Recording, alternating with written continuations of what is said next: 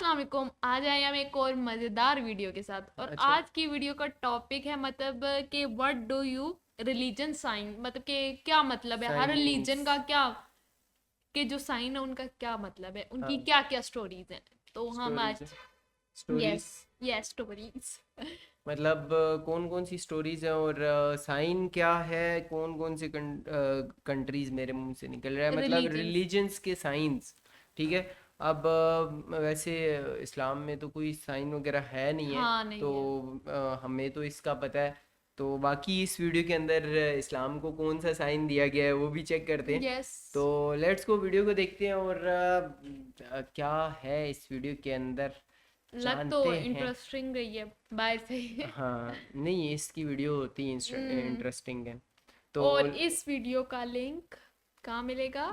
और इंस्टाग्राम का लिंक भी आप लोगों को डिस्क्रिप्शन में मिल जाएगा। अगर आप लोगों ने कोई वीडियो सजेस्ट करनी है तो आप लोग इंस्टाग्राम पे सजेस्ट कर सकते हैं। तो लेट्स को स्टार्ट करते हैं वीडियो को। Let's go. फ्रेंड्स, मैं गौरव, और जिस स्वास्तिका को हमारे देश में बहुत ही शुभ माना जाता है, हाँ, क्या आपको इनकी पता है हर हिटलर की वजह से साइन यूरोपियन दिया देशों में उसे बैन करके रखा गया है। बट इससे भी बड़ा सवाल, क्या आपने कभी ये सोचा है कि हमारा सिंबल हिटलर के हाथों में आखिर कैसे लग गया, या फिर हमारे सिंबल की डिस्कवरी या symbol होगा तो इन्वेंशन उसने आखिर चुरा किसने की लिया थी, होगा। या फिर क्या आपको पता है क्रिश्चियनिटी का सिंबल जो कि क्रॉस है वो असल में क्रिश्चियनिटी का ऑफिशियल सिंबल था ही नहीं। नहीं। पर फिर अगर ये क्रिश्चियनिटी का सिंबल नहीं था तो फिर क्रिश्चियनिटी कौन का सा रियल था? सिंबल क्या था? वेल, इसके लिए तो आपको पूरा वीडियो अंत तक देखना पड़ेगा बॉस। देखना पड़ेगा, लेकिन साथ उससे पहले रहना से पड़ेगा। ये भी सुन लो कि इस्लाम का सिंबल क्रेसेंट और स्टार जो है वो असल में ऑटोमन एम्पायर का रियल सिंबल हुआ करता था। पर फिर ये इस्लाम का सिंबल कब और कहां और क्यों बनाया गया, ये मैं आपसे पूछता हूँ। वेल, अगर इन सवालों के जवाब आपके पास नहीं है तो कोई बात नहीं, मैं आ गया हूँ यहाँ पर इनके जवाब लेकर। आपको बस बैठ के आराम से चिल आउट करके ये वीडियो को अंत तक देखना है और सभी मेजर धर्मों के सिंबल्स का ओरिजिनेशन कहां से हुआ ये मैं आपके सामने पेश करूंगा। सो चलिए फ्रेंड्स, Let's सबसे go. पहले हम जाते हैं सदी 2300 BC में। एडिटर साहब जरा रिवाइंड का बटन दबाओ and let's teleport to the old edges.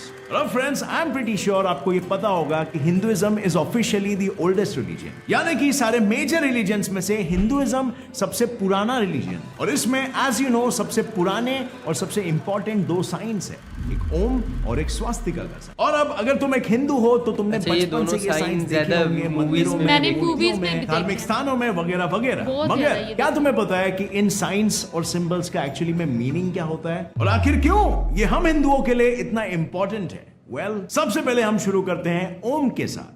ओम, या ऐसे भी कह सकते हैं ओम, AUM का सबसे पहला मेंशन हुआ था उपनिषद्स में, और उसके बाद कई रिलीजियस टेक्स्ट और बुक्स में ओम का जिक्र किया गया है। और हम बात करें टेक्स्ट जैसे कि भगवत गीता, योग सूत्रा, पुराणास एटसेट्रा। और पुराणों के मुताबिक ओम का मतलब बिल्कुल सिंपल है, यूनियन, यानी कि एक होना ऑफ 3 गॉड्स। और ये 3 भगवान कौन है? वेल, ब्रह्मा जो द क्रिएटर है, विष्णु जो द प्रिजर्वर, द प्रोटेक्टर है, या फिर महेश जो द डिस्ट्रॉयर है। और इस चीज को अगर हम एक ब्रॉडर पर्सपेक्टिव से देखें तो हर किसी में ये 3 चीजें होती है, क्रिएशन, मेंटेनेंस एंड डिस्ट्रक्शन। और इसी चीज को बहुत ही अच्छे से दर्शाया गया है मांडुक्य उपनिषद में, और इसी उपनिषद में ओम का पूरा सिग्निफिकेंस भी बताया गया है। अब बात करते हैं हिंदुइज्म के सेकंड सबसे इंपॉर्टेंट साइन स्वास्तिका के। अच्छा, वो साइन तो इसे सबसे पहले लिखा गया था पाणिनि द्वारा अपने बुक अष्टाध्यायी में, और फिर उनके इस बुक के बाद इस चीज का जिक्र उपनिषद और वेदास में भी किया गया है। पर इस सिंबल का इस्तेमाल सिर्फ इंडिया में ही नहीं बल्कि दुनिया भर के बाकी देशों में भी किया जाता है, जैसे कि फॉर एग्जांपल नेपाल,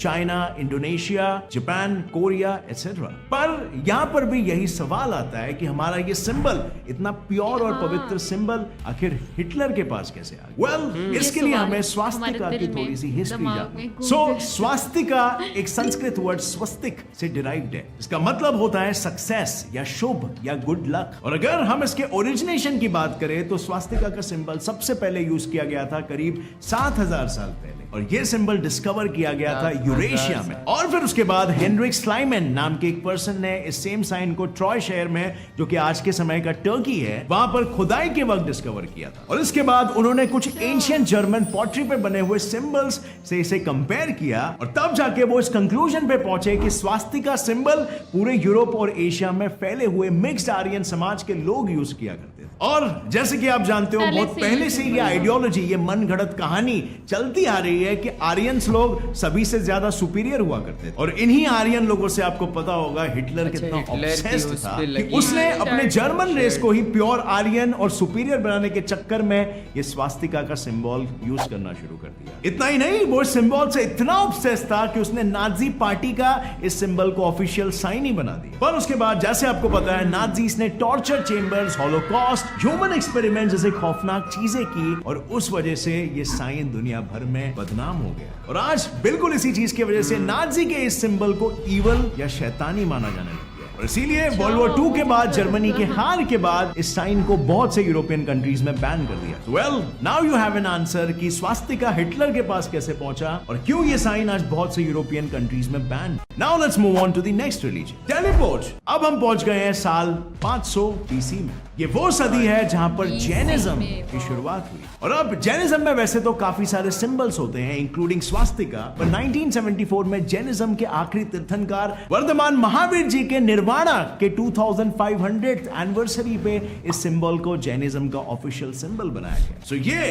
है वो सिंबल और इस सिंबल के आउटलाइन का मतलब है यूनिवर्स में एग्जिस्ट करने वाले 3 लोक, पाताल लोक, मनुष्य लोक और देव लोक। और उसके अंदर जो हाथ है वो जैनिज्म का मेन मैसेज पोर्ट्रे करता है। और वो मेन मैसेज क्या है? Well, you may be knowing it, अहिंसा यानी कि नॉन वायलेंस। और अब यहाँ का सफर थोड़ा सा शॉर्ट होने वाला है और अब हम जाने वाले हैं सीधा लुम्बिनी में यानी मॉडर्न डे नेपाल में, जो एज यू नो पुराने जमाने में इंडिया का ही एक पार्ट हुआ करता था। वैसे क्या आपको पता है आज जैसे बुद्धिज्म का सिंबल माना जाता है वो व्हील ऑफ धर्मा बुद्धा के जन्म के बाद भी बुद्धिज्म का मेन सिंबल नहीं हुआ करता था। वेल, बुद्धा के जन्म के पहले the wheel of Dharma royalty और मोनार्की का सिंबल हुआ करता था, जिसे बुद्धिज्म का मेन सिंबल तब माना जाने लगा जब बुद्धिस्ट एम्परर किंग अशोका ने इसे अपने पिलर्स पे एंग्रेव करवाया, जहां द व्हील ऑफ धर्मा जिसे धर्म चक्र भी कहा जाता है उसके 8 स्ट्रोक्स बुद्धिज्म के 8-fold पाथ को रिप्रेजेंट करते हैं। सो ये तो बात हुई बुद्धिज्म की। चलिए अभी थोड़ा और फास्ट फॉरवर्ड करते हैं और चलते हैं 4th century BCE चाइना में,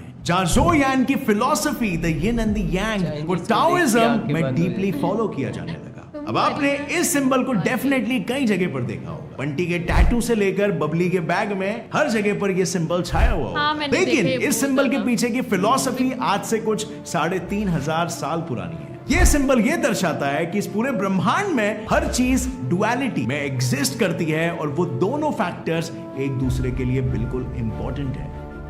और फिर अगर आप बात कर लो मेल या फीमेल की, या गर्मी या ठंडी की, या अंधेरा और लाइट की, किसी भी एक के बिना दूसरा बिल्कुल अधूरा सा है ना। हर एक चीज में दूसरे का थोड़ा सा भी अंश है और इसका मतलब ये हुआ कि अच्छाई में भी थोड़ी बुराई होती है and same can be said कि बुराई में भी थोड़ी अच्छाई होती है। और यही फिलॉसफी एक फंडामेंटल बनता है टाओइज्म का। अब एनीवे फ्रेंड्स, टाओइज्म एक बहुत बड़ा कॉन्सेप्ट है और काफी इंटरेस्टिंग है, बट आपसे मैं एक सवाल पूछना चाहूंगा कि क्या आपने इस साइन को पहले देखा है? वेल, आप कहोगे बिल्कुल ये तो मेरे क्रिश्चियन दोस्त का साइन है, या फिर क्रिश्चियन लोग बोलेंगे ये तो हमारा साइन है। बट जैसे कि मैंने पहले भी आपको बोला था कि ये साइन असल में क्रिश्चियनिटी का मेन सिंबल है ही नहीं। मैं यहाँ पर बात कर रहा हूँ ओरिजिन की, आई मीन 4th century से पहले इस सिंबल को किसी भी क्रिश्चियन आर्ट, लिटरेचर या आर्टिफैक्ट में क्रॉस को मेन सिंबल नहीं कहा गया, बल्कि पहले तो क्रिश्चियनिटी में काफी सारे सिंबल्स एग्जिस्ट किया करते। और अगर इसे आप थोड़ा ध्यान से देखोगे तो इसमें भी आपको एक क्रॉस नजर आएगा। बस सिर्फ फर्क ये है कि ये क्रॉस इतना ज्यादा ओवर्ट नहीं है, बस सिर्फ एक सटल वे में दर्शाया गया है। बट सवाल ये है कि फिर क्रिश्चियनिटी में क्रॉस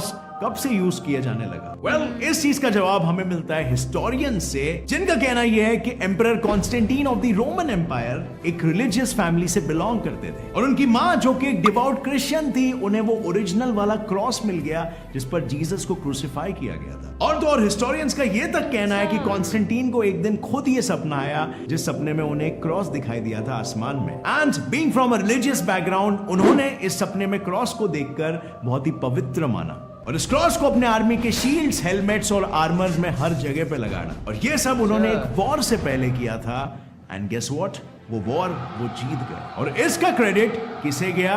वेल यस, वो क्रॉस को गया। और फिर लोग उस क्रॉस को एज अ विक्ट्री साइन की तरह देखने लगे और वो क्रॉस आज सारे क्रिश्चियंस यूज करने लगे। लेकिन यहां पर एक छोटा सा केवियाट है, वो क्रॉस जो कॉन्स्टेंटीन यूज करते थे और आज का क्रॉस, इन दोनों में एक डिफरेंस है। बहुत ज्यादा डिफरेंस नहीं है, लेकिन थोड़ा सा डिफरेंस है, आप खुद ही यहाँ पे देखिए। ये है वो 4th सेंचुरी वाला क्रॉस जो समय के साथ साथ बदलते गया, इसमें थोड़े थोड़े चेंजेस आते गए, और ये है आज का मॉडर्न डे क्रॉस। और फिर इस चीज में एक और एक आइडियोलॉजी जुड़ गई, और वो ये था कि जीसस की मौत के खिलाफ विक्ट्री हासिल होने का प्रतीक, यानी ये सिंबल आज के तारीख में लोगों को ये भी दर्शाता है कि जीसस का मौत भी कुछ नहीं बिगाड़ पाया और उन्होंने मौत के सामने भी विक्ट्री हासिल कर ली। वैसे फ्रेंड्स, ये सारी चीजें जो मैंने अभी आपको बताई, इसमें आप और डिटेल में जानना चाहोगे, मैं आपको एक बुक रेकमेंड करना चाहूंगा जो है रॉबिन जेनसन की the history of the cross, history, art and controversy. Anyway friends, video तो बहुत छोटा है और इसमें हमें बहुत सारी चीजों को कवर करनी है, तो आगे बढ़ते हैं।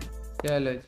What if मैं आपसे ये कहूं कि जिस क्रेसेंट और स्टार्स को आप इस्लाम का प्रतीक समझ रहे हो, उसका जिक्र तो कुरान में कहीं नहीं हुआ है। जो फर्स्ट जनरेशन मुस्लिम्स थे, वो लोग इस सिंबल का इस्तेमाल कभी नहीं करते थे। बिल्कुल, ये सिंबल ओरिजिनली उनका है ही नहीं, और इस सिंबल से मुस्लिम्स को इसीलिए रिलेट किया जाता है क्योंकि इसे ज्यादातर मस्जिदों में या दरगाह में लगाया जाता है, और इसे आप काफी मुस्लिम कंट्रीज के फ्लैग्स में भी देखोगे, जैसे कि Malaysia, Turkey, Pakistan, Libya, Algeria etcetera. पर अगर देखा जाए तो ओरिजिनली ये क्रेसेंट और स्टार्स ऑटोमन एम्पायर का सिंबल हुआ करता था, जिस साम्राज्य ने मुस्लिम वर्ल्ड को कुछ 100 सालों तक रूल किया था। पर 1917 में वर्ल्ड वॉर 1 के बाद इस साम्राज्य का हमेशा के लिए अंत हो गया। बट 100 सालों तक ऑटोमन साम्राज्य के रूल करने की वजह से लोग इस सिंबल को मुस्लिम से रिलेट करने लगे। उन्हें यह लगने लगा कि ये सिंबल मुस्लिम्स का रियल सिंबल है। पर सच्चाई तो यह है कि कुरान में भी इस सिंबल का कहीं पे कोई जिक्र नहीं, और ना ही फर्स्ट जनरेशन ऑफ मुस्लिम्स इस सिंबल को यूज किया करते थे। बस सिर्फ इस सिंबल को यूनिवर्सली एक्सेप्ट किया जाने की वजह से